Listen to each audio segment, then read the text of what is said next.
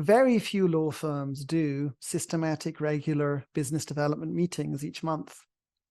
And even less of them do cross-sell meetings. You could do a cross-sell meeting. You could do cross-selling as part of your business development meeting. And a very simple activity would be to make a cross-sell grid. So you can do this together with 5 or 6 of your colleagues. On a whiteboard or a computer screen, we make a list of our colleagues. So one lawyer or partner from each of the different practices.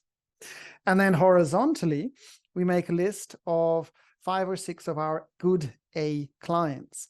Ideally, one client from each of the representatives from the different practices. And then we fill in the cross-sell grid.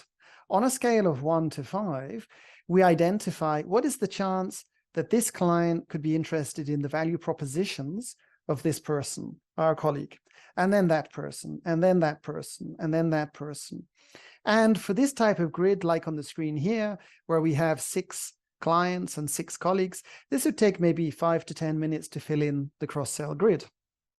And then we're going to be disappointed because you're going to notice that the cross-sell grid is full of 1s and 2s. So not very good chance of success.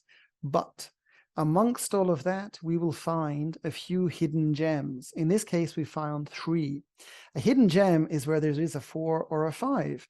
And we think, oh my goodness, yes, the client could be interested in that solution. The client could have need in that area. And then what do? T for 3. After this cross-sell grid exercise, we've identified 3 cross-sell opportunities.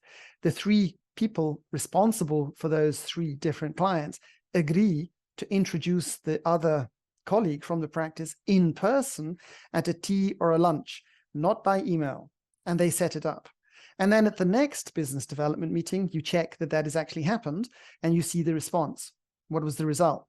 My prediction is that from 3 T for 3, originating from a cross-sell grid where we found hidden gems, that at least 1, if not 2, maybe all 3 of them, but a very good proportion would become mandates.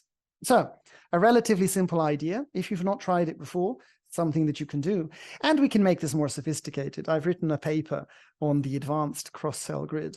If you're interested in that, drop me an email to jjmcveigh@nichedonio.com, and I'm happy to share some thoughts with you on this.